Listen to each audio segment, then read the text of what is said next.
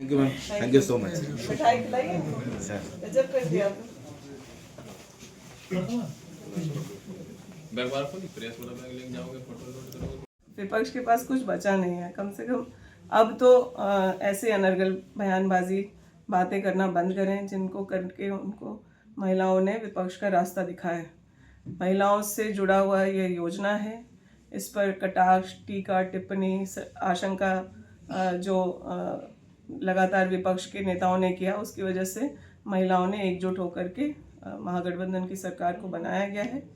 विपक्ष के लोगों को चाहिए कि अपना समय बर्बाद करने की बजाय माननीय प्रधानमंत्री नरेंद्र मोदी जी को इस बात का सुझाव दें कि मैया समान जैसी योजना केंद्र के द्वारा भी चलाना चाहिए और देश की हर महिला को यह सहयोग मिले। मैडम, चुनाव से पहले आप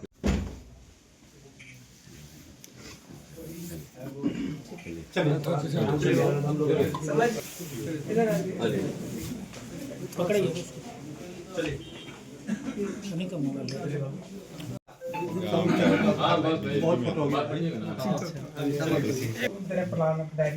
थैंक यू।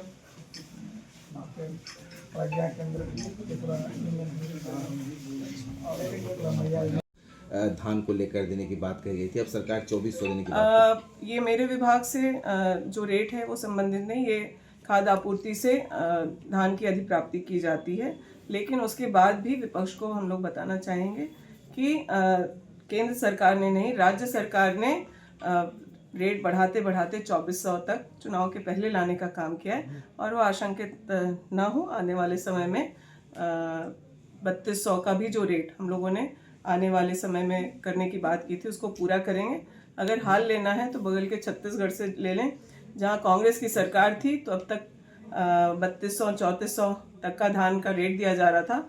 आज खेत खलिहानों में धान पड़ा हुआ है, भाजपा की सरकार आ गई है और वहाँ धान अधिप्राप्ति की क्या स्थिति है वहाँ से पता कर सकते हैं। मैडम, आखिरी सवाल, कॉरिडोर को लेकर मैडम काफी चर्चा है कि देवघर में कॉरिडोर। देखिए, इस सब्जेक्ट को मैं अभी बिना समझे कुछ कहना नहीं चाहूँगी, लेकिन कैसे देवघर और बाबा बैद्यनाथ को अंतर्राष्ट्रीय पटल पर लेकर के आना, यहाँ पर देश से ही नहीं विदेश से भी लोग आते हैं, लेकिन यहाँ के लोगों की भावनाओं का ध्यान रखते हुए ही कोई काम होगा। ठीक, अधिकारियों के साथ बैठक की क्या कुछ देखा क्या?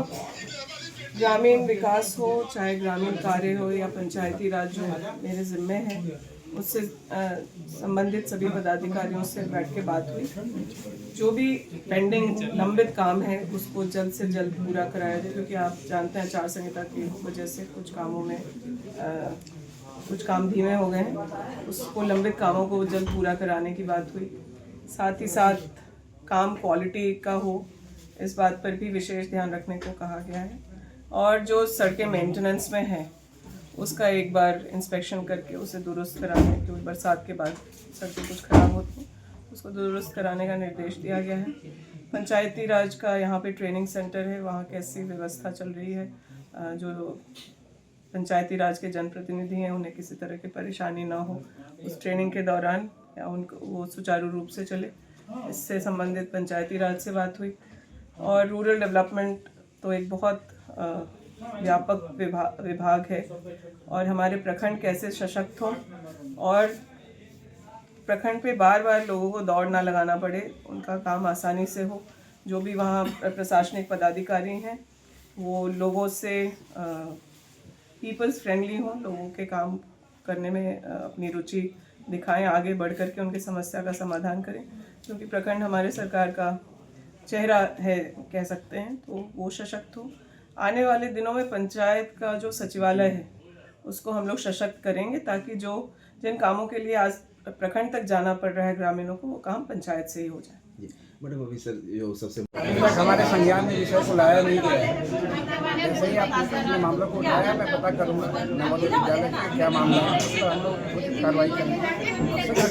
तो प्रीता लगातार डीसी ऑफिस भी गई हुई थी सर और कई जगह पे गई थी, इसकी जानकारी नहीं, हमसे मुलाकात भी नहीं है। अगर हमारे पास आएंगे तो मैं इसमें कार्रवाई करूँगा। क्या कुछ दिशा निर्देश, क्या कुछ